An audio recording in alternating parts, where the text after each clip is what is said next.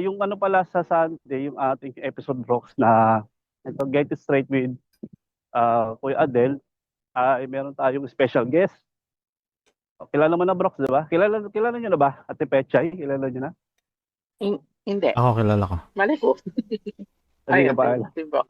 Yung nilabas na natin yung ating guest, no? And lalabas natin yung ating APP dyan. Ang ating guest po dyan ay walang iba kundi si Doc Randy Deliosa.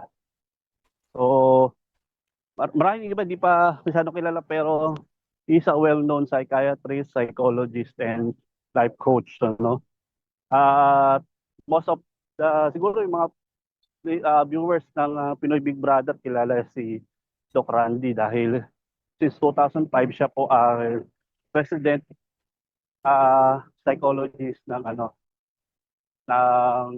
Pinoy Big Brother. And Grabe. madalas din po siyang nai-interview sa mga mainstream media.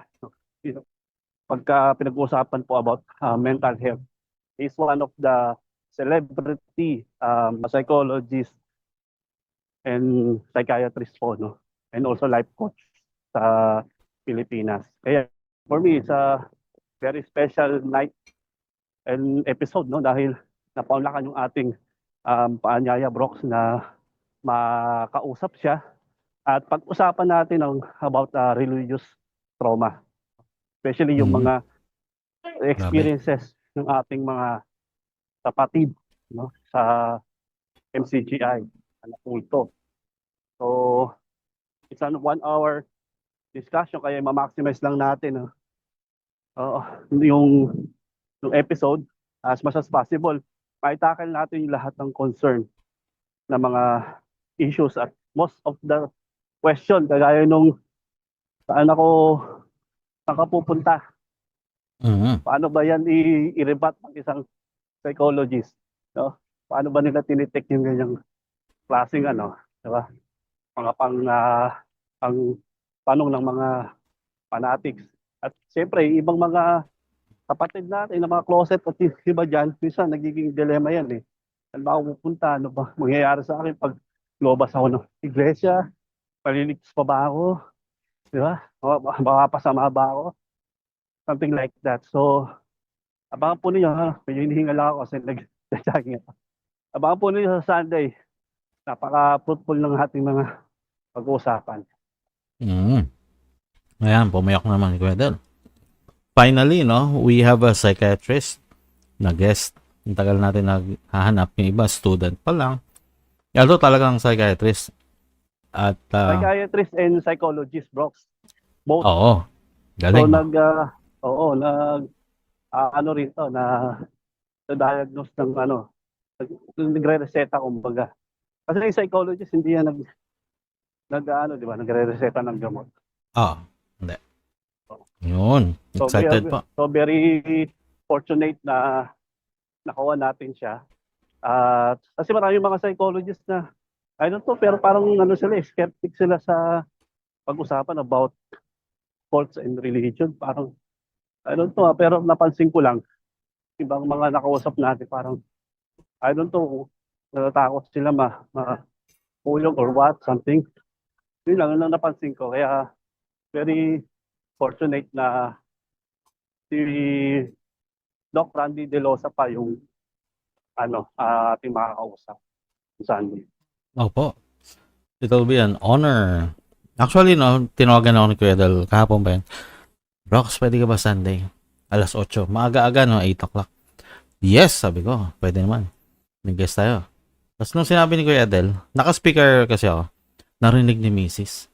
Wow, ha? Yung, alam mo yung reaction niya kay, kay Rick Alan Ross? Ganun din. Wow, ha? Kilala niya. Oo, sabi niya, paano nyo nakuha yan? Ganun din. Tapos sabi niya, alam mo ba, I was under him na, kasi psych student din siya nung college. Wow. I was an intern. Probably hindi na niya ako kilala. That was 20 years ago, sabi niya. So, talagang nakasama niya to at nakatrabaho niya. Pero sa dami siguro ng nag-intern sa kanya ay hindi na niya maalala lahat. Pero legit to. Opo, salute at excited po for tomorrow sa Tomorrow, hindi pa pala. Sunday. Oh, excited nga. Veterano na yan, sabi ni Pusa. Opo, grabe. At ganun din siguro, puputol-putol natin at i-share natin yung mga clips like yung ginagawa natin kay Rick Alan Ross dahil very important to. Hindi natin nasisilip yung psychology of, not from a professional. Diba? Kasi tayo, Napaka-busy nito, Brox, no? Tunignan ko yung schedule ng kanyang mga sessions. Grabe, punong-puno yung session niya talaga eh. So, saka yung mga interviews niya, makikita mo, halos every month. Meron siyang interview, mapa-podcast, mainstream media. Talagang siya yung laman ng about pagka-mental health, talagang siya yung very popular.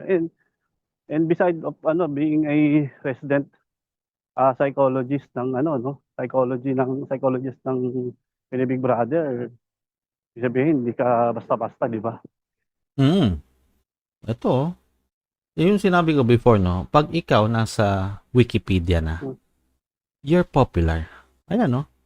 Known as Doc Randy sa Filipino Psychologist. Ayan. Legit. Oo. Ilang oras daw kayo, Kuya Del? Wala namang sinabi.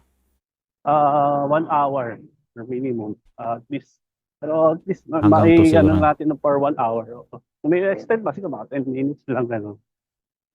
Yung gagawin natin. So, kaya may dapat na ma-maximize lang natin. Siyempre, mahal lang nito eh. Baka sigilin na tayo. Ayan. So, And most of this interview, more or less 1 hour talaga.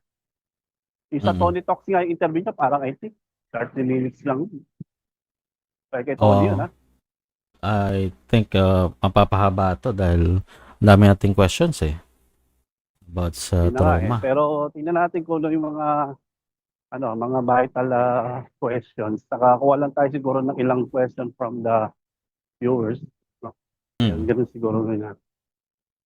Para ma-maximize natin. Oo. Siguro si Ate Petch.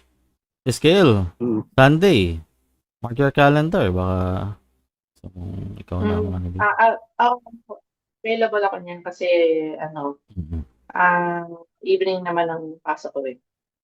Yan. Isa lang to, George. Okay, excited. Ilang taon na siya? Biro mo, professor pa siya ng misis ko. 40 na yung misis ko eh. Yung mga 50 na yan. Mga middle, or early 50s. Yan. Siguro. Bata pa kayo. Yan. Tagal nating hinahanap ng psychologist at psychiatrist.